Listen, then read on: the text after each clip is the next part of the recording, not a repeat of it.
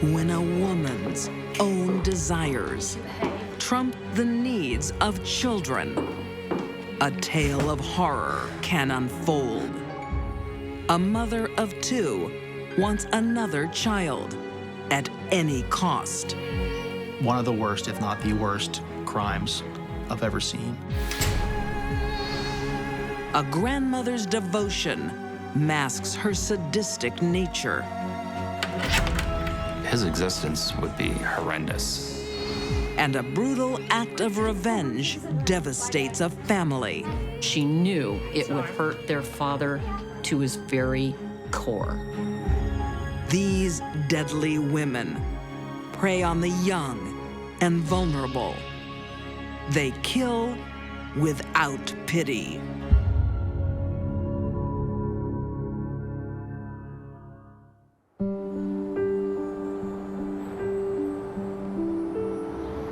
Beaverton, Oregon, 2007. A young couple suffers a heartbreaking tragedy. It'll be all right. The loss of their unborn child. Karina Roberts already has 2 children from previous relationships, but the 26-year-old wants a child with her current man. Karina's relationship with her boyfriend had been going on for about 5 years at that time. She had 2 children with different people, a daughter who was 10 and a son who was 6. Her boyfriend didn't have any children, and they had talked about wanting to have children. She fears without a baby, she may lose her relationship. Her boyfriend is a loving man to her children. But Karina knows he wants a baby of his own. She wanted a baby, and I think she wanted it to bond with the man she was living with.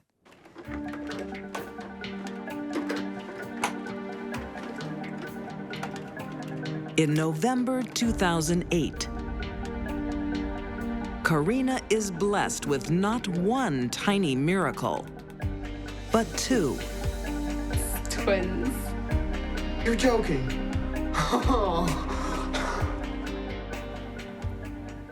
And from that time on, all throughout the next 6 months, she had started gathering baby items such as clothing, outfits.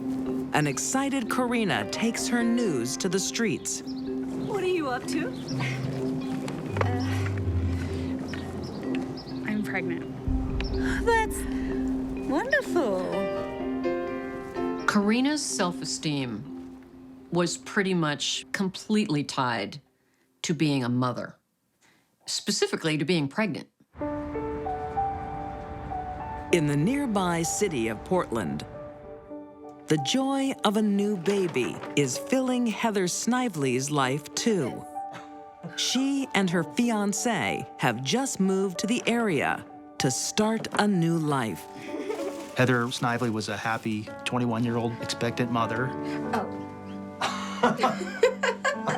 I love it. Put it on. Okay. Let's see. Okay. She was very excited to be a mom. By all accounts, she was putting a lot of energy and focus into preparing for this birth, setting up the baby's room, just getting everything ready. Oh. Not long now, darling. Excited. Everything was about the baby at that point. Both Heather and Karina turn to the internet for their baby shopping. We know that that's how she ended up connecting with Karina. The 2 of them soon get chatting. They shared some of the same interests. She and Karina became pretty good friends.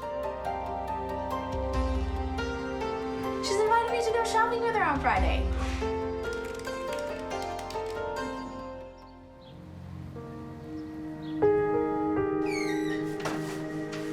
The expectant moms have so much in common, they click in the real world too. believe how cheap some of that stuff was. It was so good, so. They met up several times to exchange items. Good. But one of these two moms has a secret that no one could ever imagine. She had her tubes tied shortly after the birth of her second child. Karina couldn't get pregnant, so she did everything she could to convince her boyfriend that she was, in fact, capable of having a child. She has faked a miscarriage and now a pregnancy. Karina had made up the story about being pregnant in 2007 and then again in 2008. Karina and her boyfriend had a pretty stressed and rocky relationship. She used the lie of pregnancy to hold that relationship together because it was fulfilling something in her relationship that she was attempting to keep together. And her deception works. Karina was a very good actress when it came to playing the part of a pregnant woman. And she had her boyfriend fooled. Until Karina's due date closes in.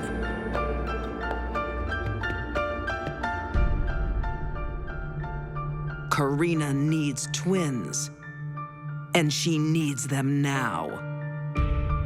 It's basically time for her to produce.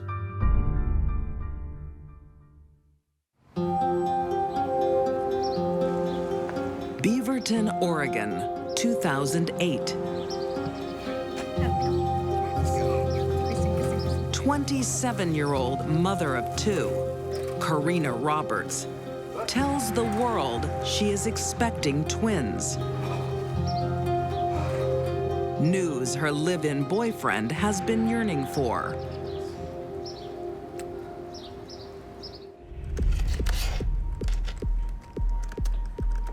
Online, Karina bonds with pregnant women, Oh!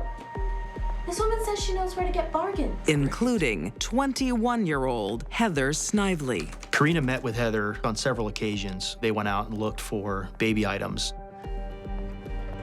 June 5th, 2009, Karina arranges another shopping trip with Heather. I'm going shopping today with that woman I met online. I'll see you tonight. Heather's fiance, Chris, gave Heather a hug and a kiss goodbye, told her he loved her and he was excited to see her after work. And then as he was leaving, he turned around, came back and gave her another hug and kiss and just said he just felt like he needed to be close to her. Karina invites Heather back to her home. His little piggy. She was able to gain enough confidence and get her to come inside the home. Do you mind if I use the bathroom? No. Okay. No, it's first on the left. Heather has no idea what is in store. Karina's phantom pregnancy is about to get real. While they were both inside the residence alone, Karina was able to get a collapsible ass baton and had a metal tip on the end of it.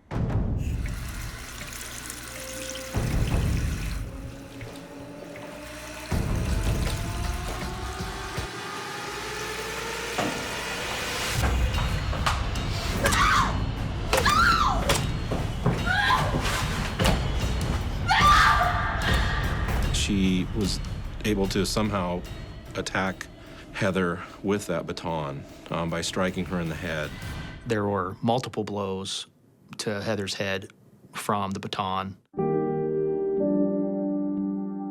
She was struck 15 to 30 times, mostly in the back of the head. Heather tries to save her life and her unborn baby.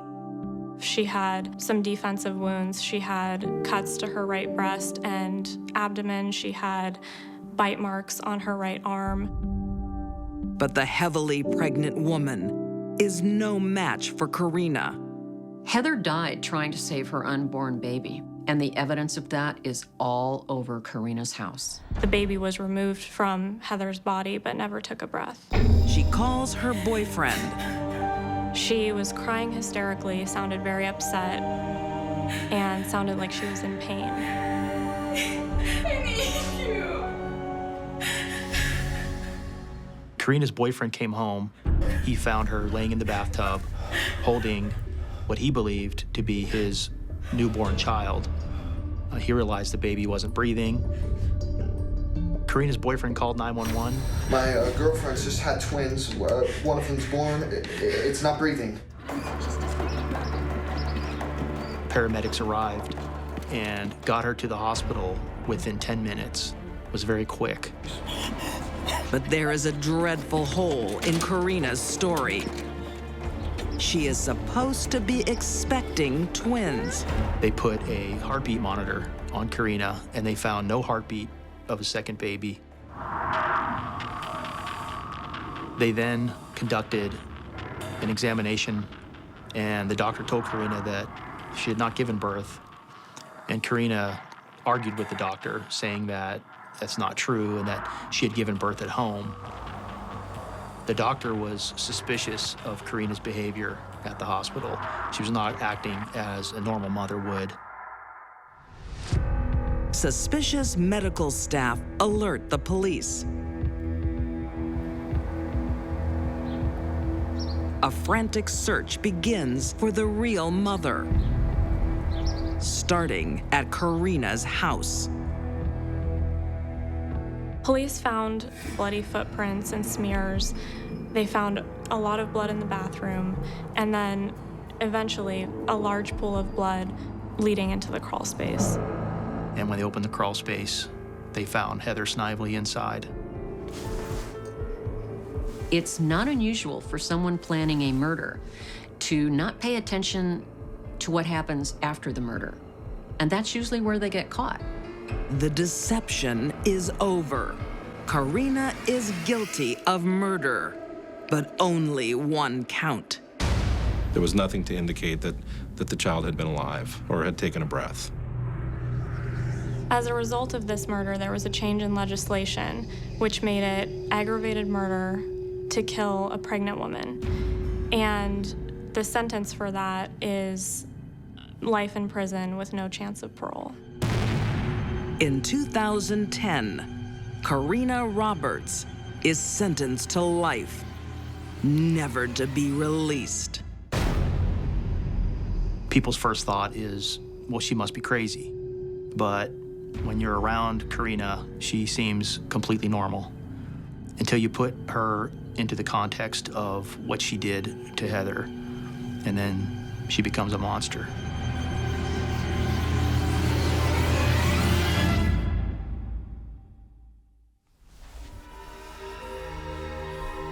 When children are not cherished He had no childhood. or protected, Extreme physical, mental, and nutritional neglect. young lives are shattered. This is as bad as it gets.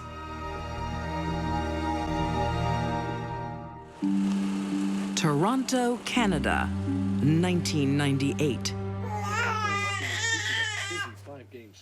Being a young mom is always going to be difficult when you've got 4 children and you're only 24. It can push you over the edge. Shut up! Shut up, baby! You're the crappiest baby ever! It's very difficult to prove that a parent is unfit and take their child or children away from them. But that's what happened.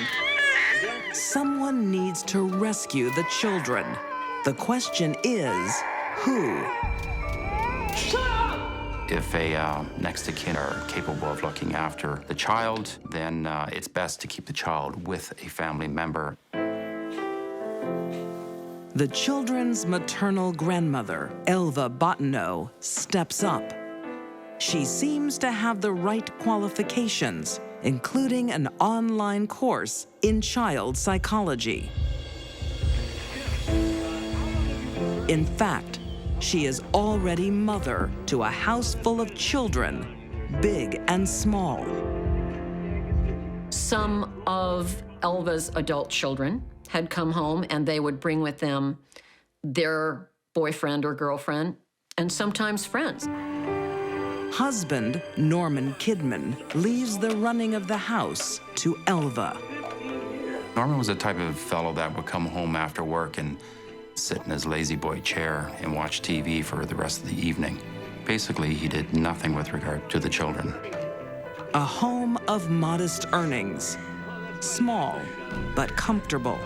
They had all the amenities that any day of today would have. They had internet service, computers. Everything just appeared to be normal. Neighbors and friends admire Elva's dedication to her grandchildren. Hi, how are the grandchildren? Oh, they're doing fine, thank you. I don't know how you do it. Love gets you through. The way that Elva presented herself outside the home was a very likable person. She was able to give this perception that she was a caring grandmother. For the next 4 years, the 4 children live with Elva.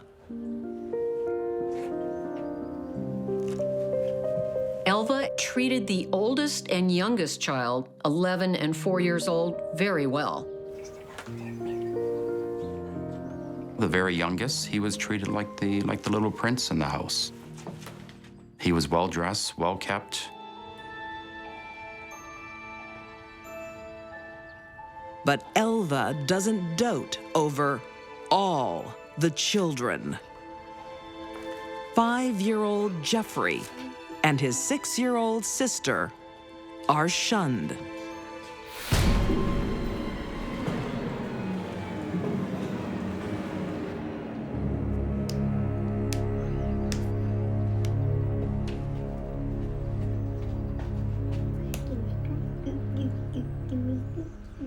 Shut up in there! There was no heat coming into the room. The window was covered with paper, so you couldn't see outside the window. They had no access to a bathroom. They lived in their own excrement. To say they were treated horribly would be a compliment. Only the little girl is allowed out of her dank room to go to school. But there is no escape from the dark for Jeffrey. Jeffrey never saw any daylight from the time that he was 18 months of age. And then from that point on, it was just hell. It's not uncommon for an abusive parent to single out one, in this case 2, children out of a group of children for abuse and neglect. And they do it right in front of the other children and sometimes other people. The rest of the household turn a blind eye to the children's plight. The people in the house had entered into some sort of unspoken agreement to not acknowledge what was happening in front of them. Instead of liberation from an abusive mom, the children are now prisoners. They put these 4 defenseless children right in Elva's claws.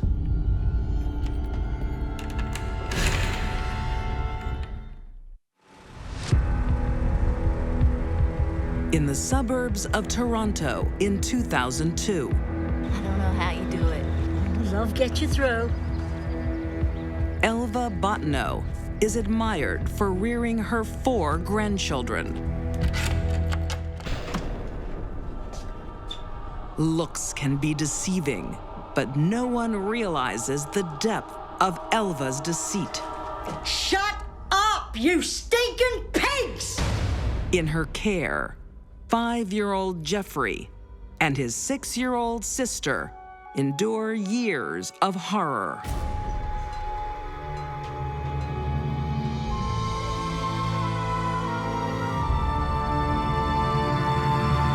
They lived an appalling life. They were treated as subhuman even by their siblings.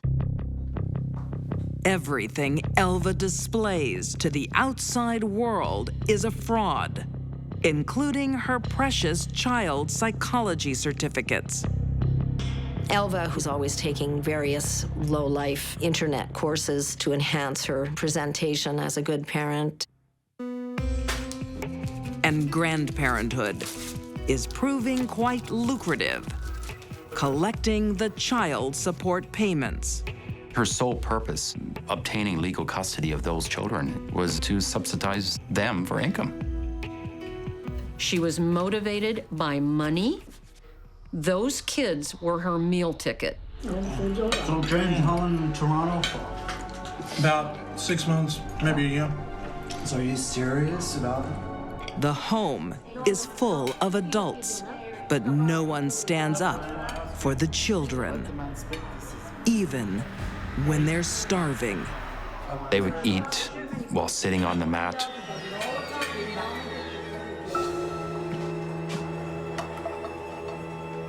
Help yourselves. They would get the scraps from the adults' plates. Fed like animals, called animals. They were continuously called pigs. Elva told the other children in the house to refer to them as the pigs. It's also not uncommon for an abusive or neglectful parent to elicit the participation of siblings of the abused.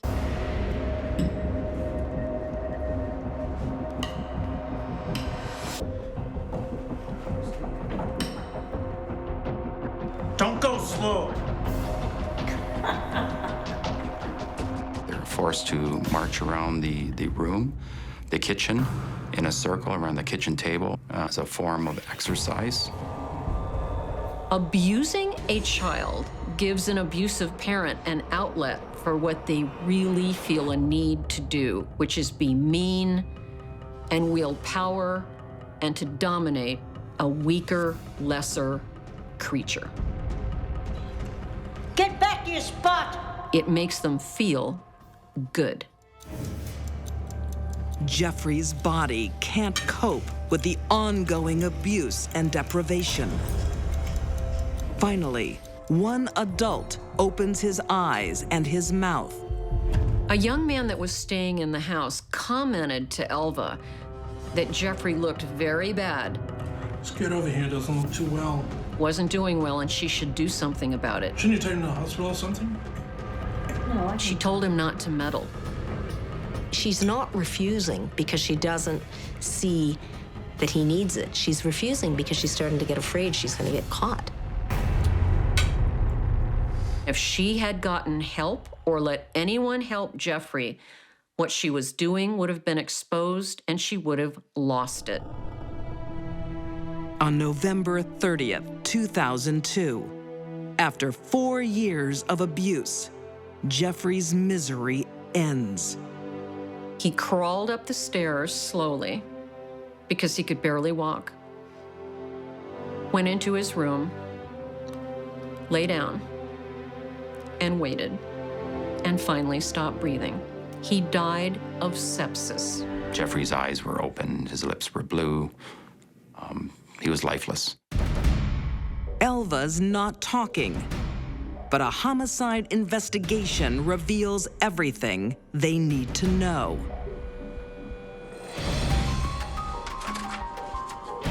What ended up being uncovered within the files were criminal records. And these criminal records went back to 1970. Elva is a serial child abuser. Herself a teen mom, Elva's first victim is her baby daughter. Why can't you just stop crying? Her first daughter died mysteriously of pneumonia when she was only 5 months old. Post-mortem investigation revealed bruises that were classic signs of child abuse. Elva pleaded guilty.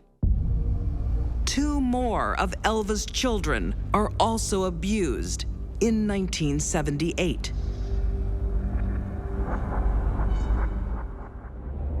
This time by her husband, Norman Kidman.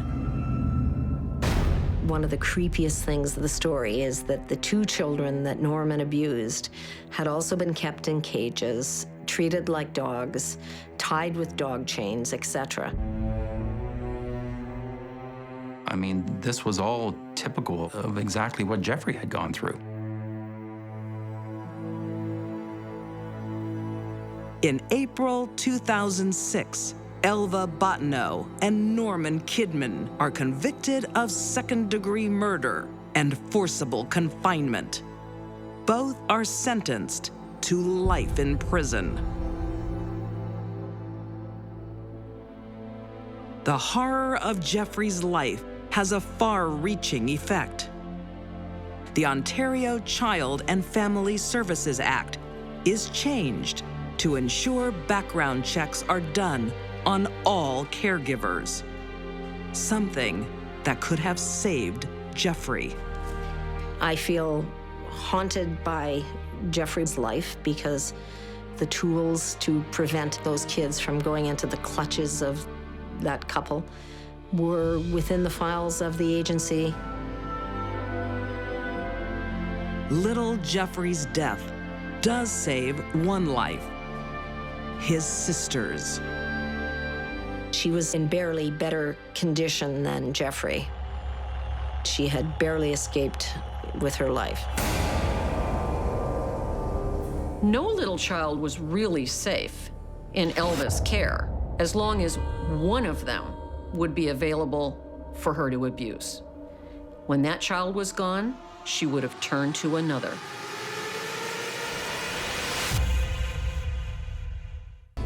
Is your top there too? A divorce doesn't always solve a couple's problems. She clearly became more and more bitter. Anger and resentment can linger. Rekha was also incredibly jealous. And sometimes the consequences are unimaginable. There are no words to describe how horrible this crime is.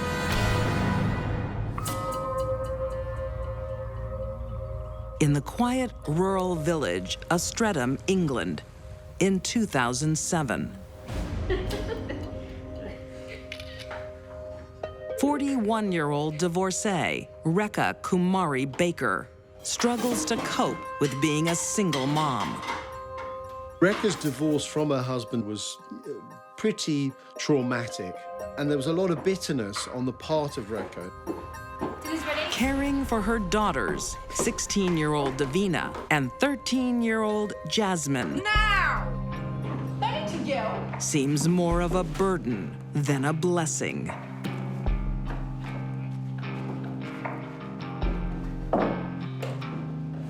She gave the impression that she was not a mother who enjoyed being a parent.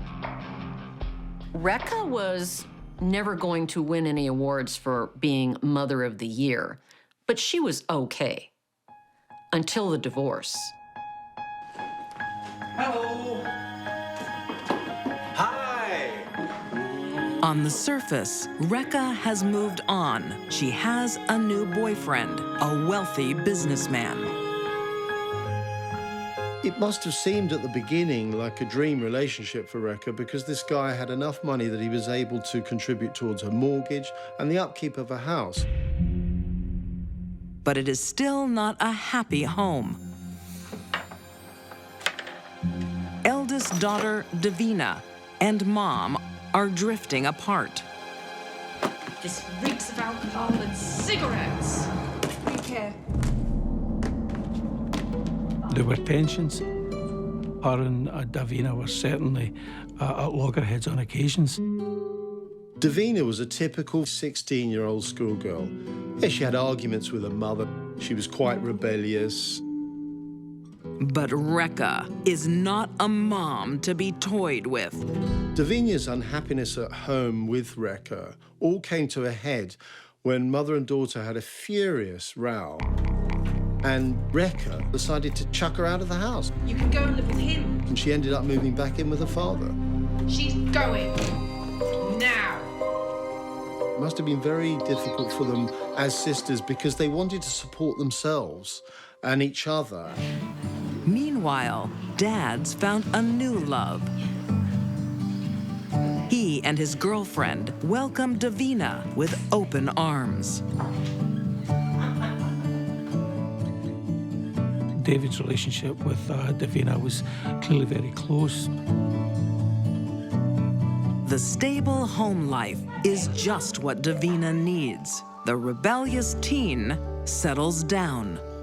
Davina, by all accounts, was much happier once she moved in with her father, David. Everyone is happy except Rekha.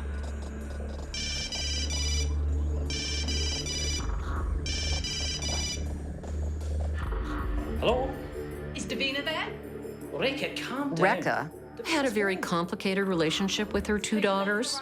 She loved them, but it turned into a love-hate relationship. She wouldn't let them go, but she really didn't want them around. Is your tarp there too? Nor does Rekha want her daughter around her ex's new woman. That's ridiculous. If Davina lives here, of course they're going to spend time together. Rekha's reaction to her ex-husband's new love caused even more friction with her ex-husband because he couldn't understand why Rekha felt such animosity towards this woman who'd come along long after their divorce. That's all right. The facts are David had moved on in his life. He had a partner, and he had a good relationship with his daughters. Rekha's anger is taking its toll on her relationship, too. To us? Rekha, this isn't going to work.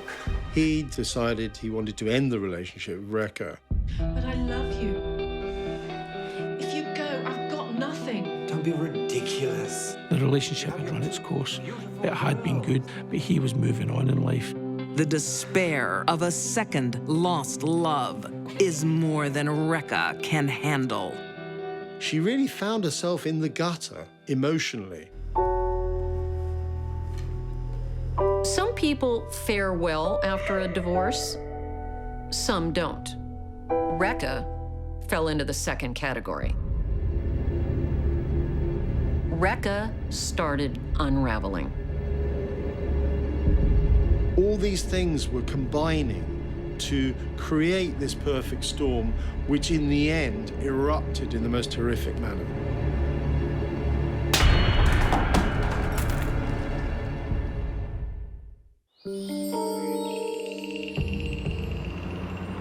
In sleepy Streatham, England, I don't want her around Davina. single mother, 41-year-old Rekha Kumari Baker is caught in an emotional storm.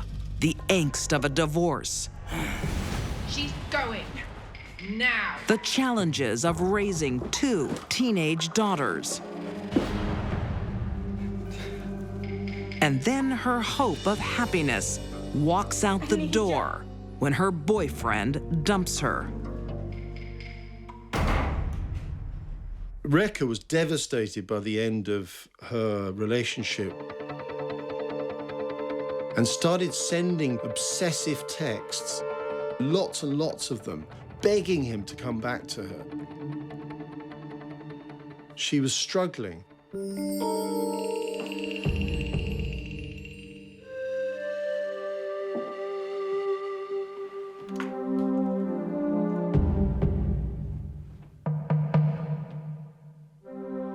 The divorce from her husband changed the status of her life, financially, emotionally, and it set her on a path of destruction. June 12, 2007. Rekha sets in motion a meticulous plan. She picks up her eldest daughter from her exes and takes both girls shopping. Mom's in a generous mood. The girls can buy what they want. It must have surprised them enormously. This was something completely out of character.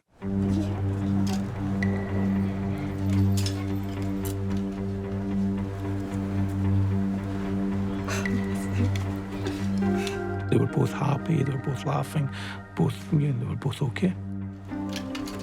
Rekha's generosity is carefully calculated. She keeps Davina out so late, it's impractical for her to go home to Dad. She spends the night with Mom. And this was a very important part of that plan because she needed to guarantee that both her daughters stayed at her house that night. You look beautiful in your tops today, Jazzy.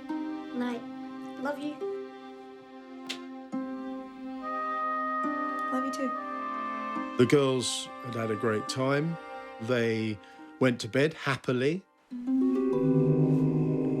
Now, Rekha will get her revenge.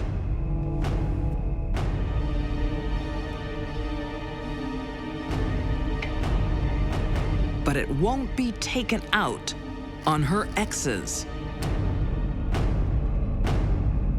It will be closer to home. She goes back upstairs and she enters Davina's room.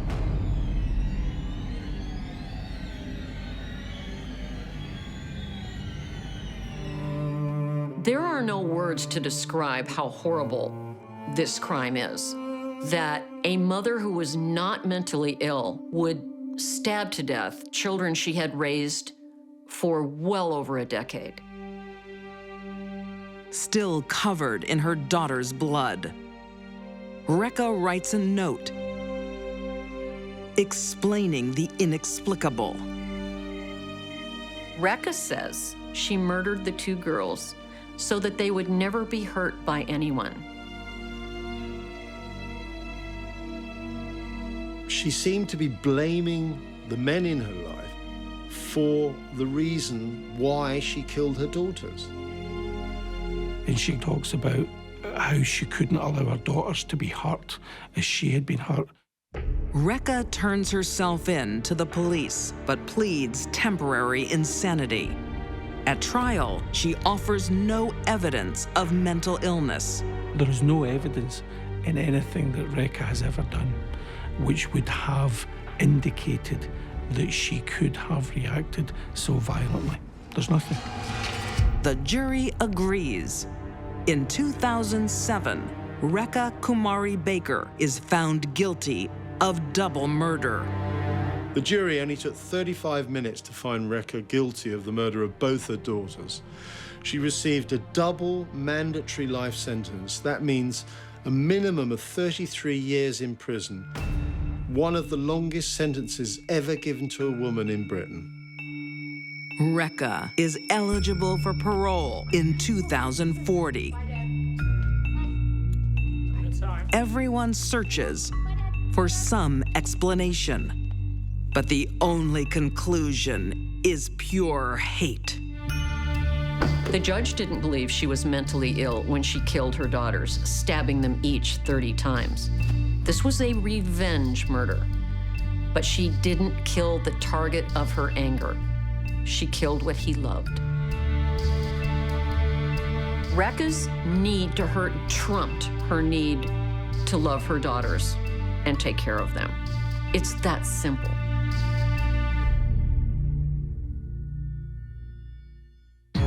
These deadly women were cowards.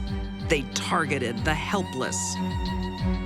Karina Roberts stole the lives of a mother and baby to keep her man. Elva Botnau tortured her grandchildren for welfare money. And Rekha Kumari Baker murdered her teenage daughters for the ultimate revenge. These deadly women had no nurturing spirit. They killed without pity.